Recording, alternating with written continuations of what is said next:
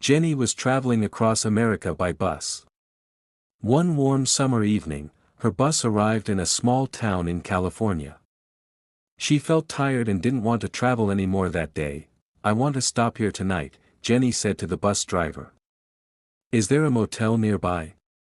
"Yes," the driver replied kindly. "There's a nice motel across the river. It's not expensive." Jenny smiled. "Is there a bus to San Francisco tomorrow?" "Yes," said the driver. "There's a bus every day." Jenny got off the bus with her bag, feeling a bit excited and nervous in the quiet little town. Far away, in a street in Los Angeles, something bad was happening. Outside a supermarket, a person on a motorcycle was holding a gun and shouting at a security guard. "Give me the money." The robber said angrily. The guard, frightened and shaking, quickly handed over the money. "Okay. Okay," he said. The robber took the cash and sped away on the motorcycle. But the security camera outside the store had taken pictures of the entire robbery. Later, the supermarket manager called the police. "Yes, there was a robbery," he said. "The robber had long blonde hair and rode a motorcycle. We don't know if it was a man or a woman. But we have photos. Please come quickly." Meanwhile, in the quiet little town 50 kilometers from Los Angeles, Jenny walked into the motel. "Do you have a room?" she asked the man at the front desk. "Room 23, he said and handed her the key. "Thank you," Jenny replied politely, and went up to her room. After resting for a while, Jenny came down to eat.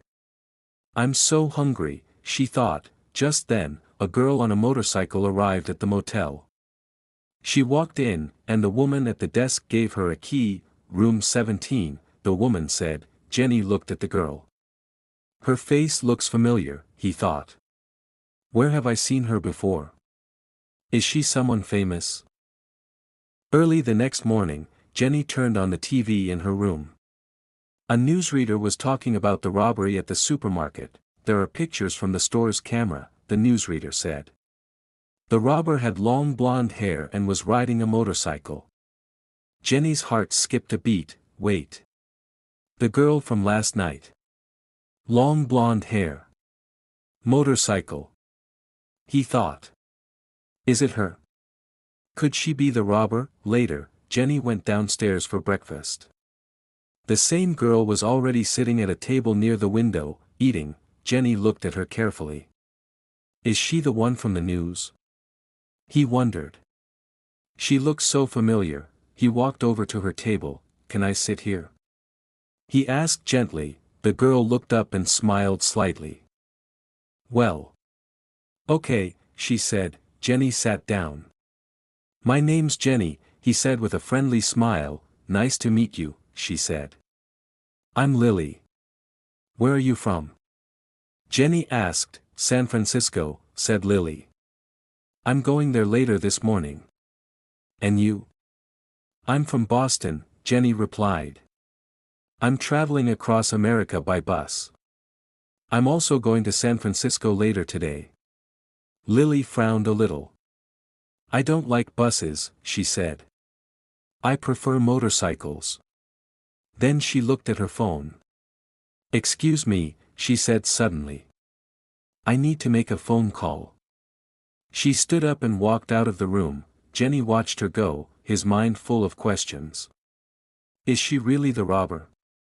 Or am I just imagining things? A young man was sitting near the door, watching Lily closely. Why is he watching her? Jenny wondered. Does he know her face too? Is he also thinking she's the girl from the robbery? Jenny walked over and sat next to him. "Hi," he said politely. "My name's Jenny." "I'm Mark," the young man replied. They started talking. Jenny told him about the news report he saw on TV, the robbery, the motorcycle, the long blonde hair. Mark glanced over at Lily and lowered his voice. "Are you thinking she might be the same girl?" Jenny nodded. "Maybe. She matches the description. And she's leaving soon. We should call the police." But Mark quickly shook his head. No. Not the police. Not yet. Jenny looked at him carefully. Why not? Are you scared?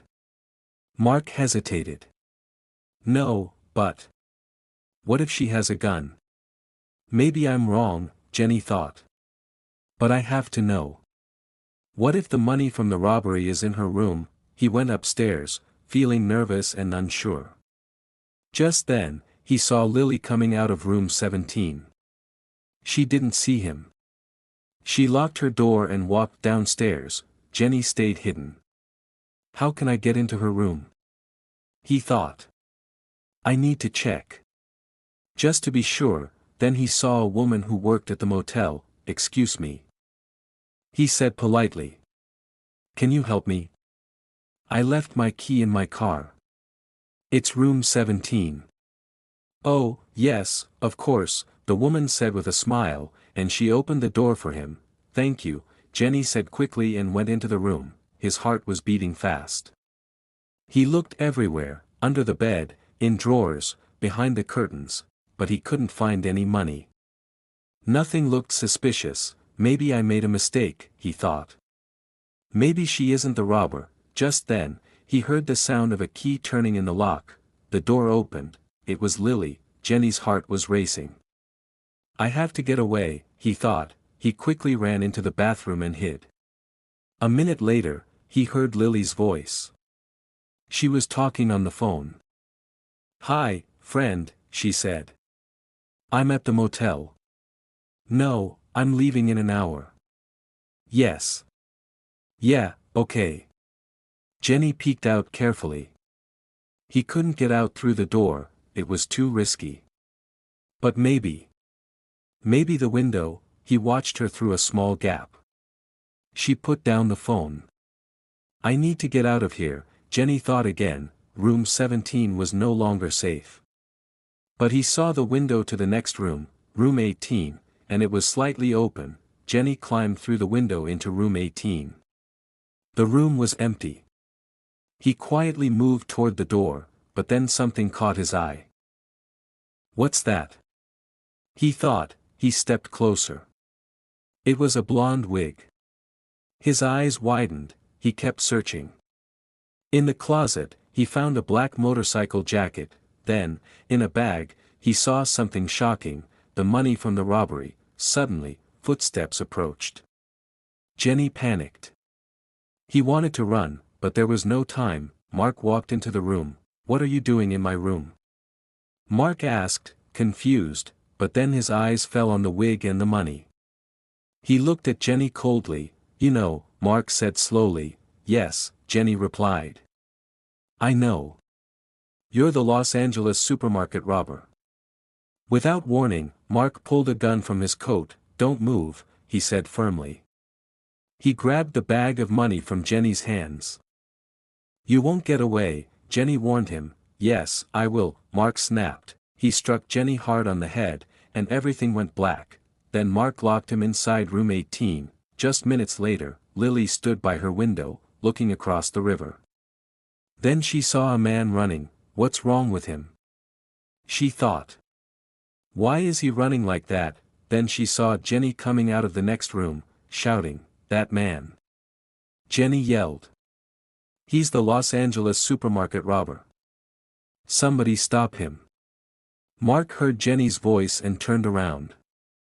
Then he ran to his motorcycle and sped off. I can stop him, Lily thought. She climbed out of her room, ran around the building, and jumped on her motorcycle. She chased Mark fast, heading toward the river.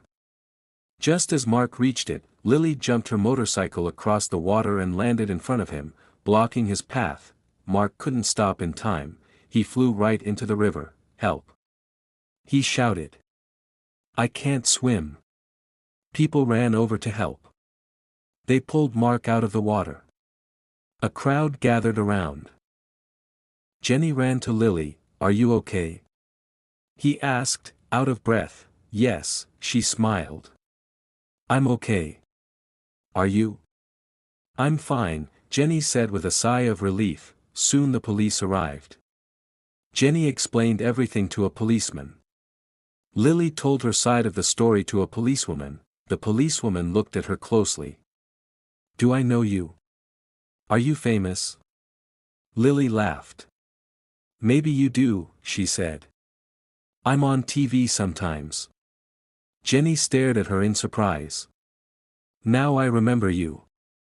You're Lily Palmer, the famous stunt girl. I've seen you on Stunt Girls USA. Lily smiled. Yes, that's me. Then she looked at Jenny with a grin. So, do you still want to go to San Francisco on the bus, or would you like to ride with me on my motorcycle? Jenny laughed. I'm coming with you, but can we go slowly, please?